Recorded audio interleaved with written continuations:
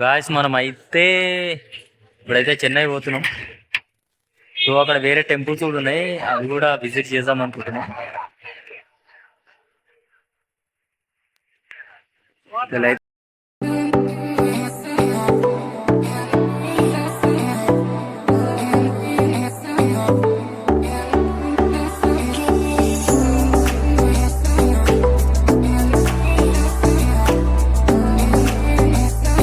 శ్రీకాళహస్తిలో ఇంకా తాటి బెల్లం కాఫీ ఫేమస్ అట.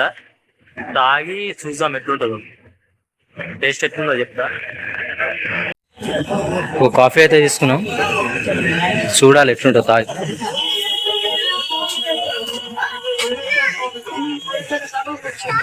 అంటే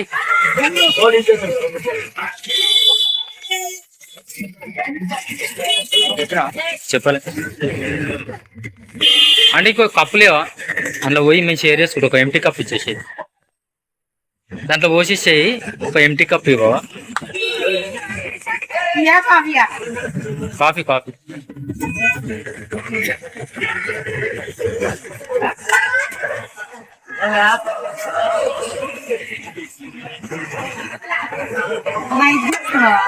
కాఫీ తీసుకొని ఇట్లా కలపాలి, కింద బెల్లం ఉంటుంది.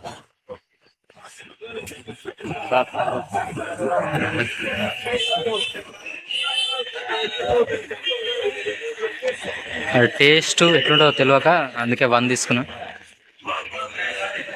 అందుకే షేర్ చేసుకున్నాం. ఎట్లుంటుందో తెలియదు కదా, ఇలా తాగకుండా వేస్ట్ అయిపోతుంది.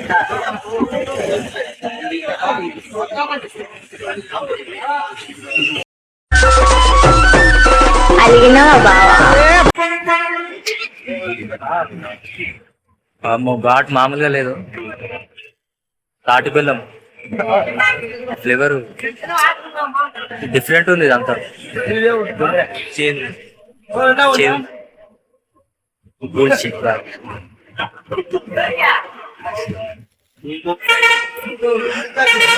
మనమైతే అసలు తాగం. రెగ్యులర్గా చాయ్ తాగుతాడు, కాఫీ తాగుతాడు, చక్కెర వేసుకుని తాగుతాడు. తాగాలంటే టేస్ట్ అయితే అట్లా ఉండదు, చేసేది టీ అయితే అది నాటు బెల్లం. అందుకే నాటు ఏదైనా అట్లనే ఉంటుంది. నాటు అనేది ఘాటు, అందుకే ఏదైనా సరే నాటు అనేది ప్యూర్ వర్జిన్ ఏమంటారు, ఆ ఫ్లేవర్ అనేది అట్లనే ఉంటుంది. అందుకే అట్లా డిఫరెంట్ ఉంటుంది. మనమంతా రెడీమేడ్ ఫుడ్ అలవాటు అయినా అంటే ఇట్లా కొత్తగా అనిపిస్తుంది.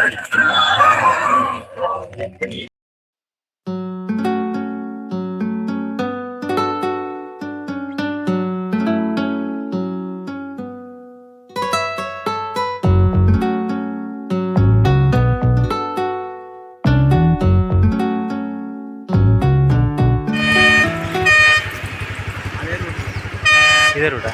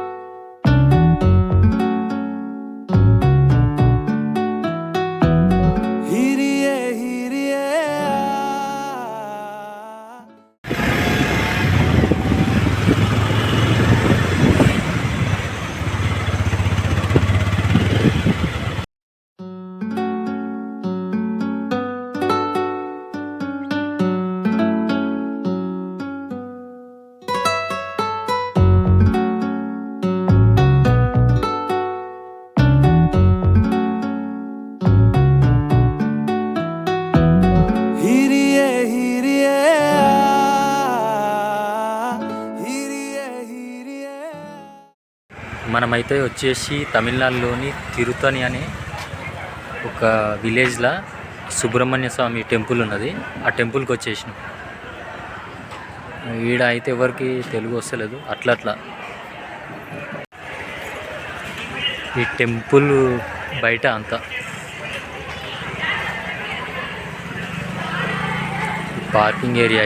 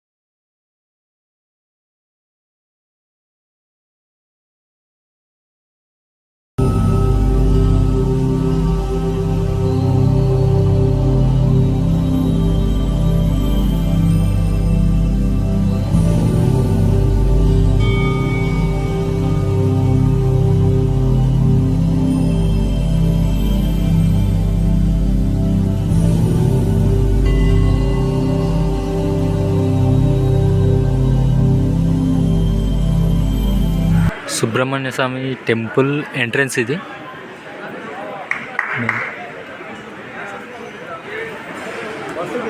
సో 4 గంటల వరకే ఉంచుతారంట, మూసేస్తారంట. అది తొందరగా దర్శనం చేసుకొని మళ్ళీ వేరే దగ్గరికి వెళ్ళాలి.